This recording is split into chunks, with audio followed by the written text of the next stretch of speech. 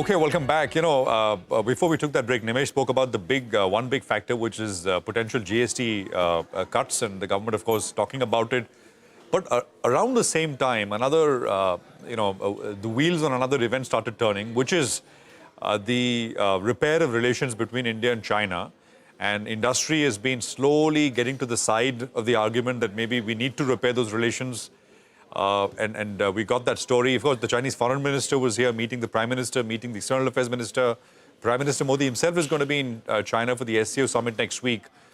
So there is a fair bit which is happening, of course, in front of the cameras, and those visuals will come up. But of course, also, I'm presuming, behind the scenes. Parikshit, for example, told us that from an Indian perspective, things like access to those rare earth magnets, which the auto industry has been wanting, and other industries as well.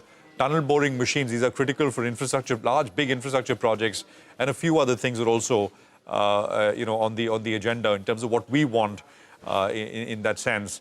Harish, I don't know if you have a view on this, if you looked at this closely, because this is happening after 4 or 5 years. So obviously, it's going to be good for some, but potentially could it also overwhelm some sectors which so far have thrived because of import substitution, government incentivizing local industry, and of course there are some restrictions in place as well. If all that goes away, I mean, how does the balance shift, if at all, Harish?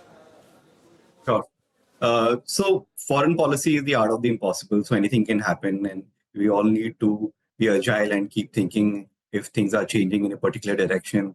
For example, India has been looking to do more work on the electronic sector, where they are seeking help from many of the companies based out of China.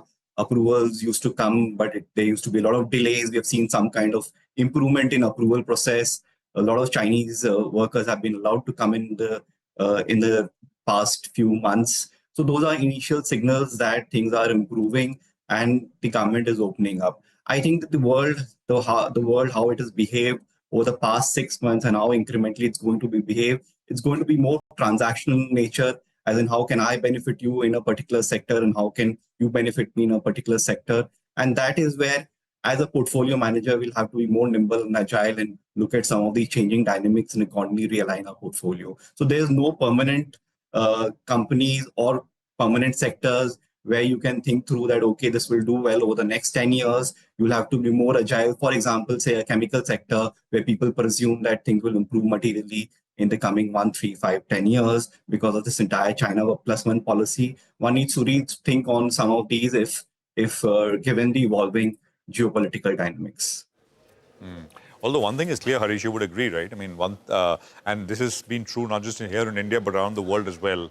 And I think Nimesh briefly spoke about it, which is the idea that if the government wants to push something, I mean, typically there's investors get behind it very, very quickly.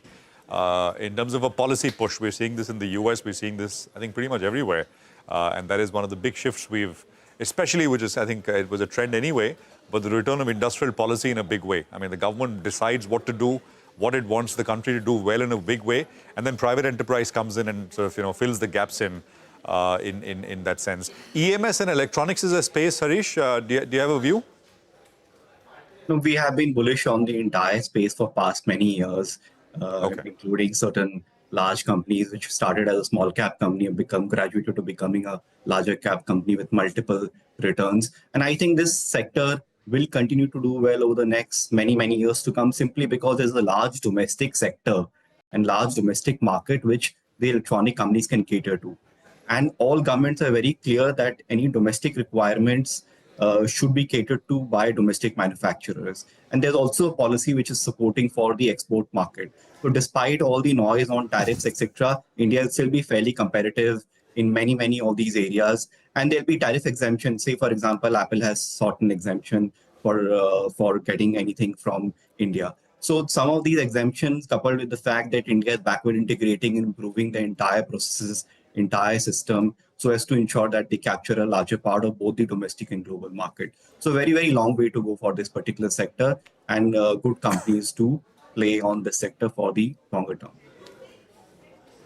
Okay, all right, Harish, we appreciate you joining in. Thanks a lot for giving us, your take on the markets. And we would have actually liked to have you in the studio because the market is a week older, but Prashant was a year older this year. And in fact, we are going to be celebrating Prashant's birthday after this, drinks and dinner. But we'll send you the location and you join us as well in just a bit.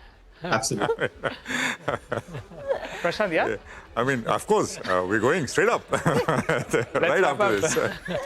Well, with that, it's curtains down in this edition of Editors Roundtable. Thank you very much for watching.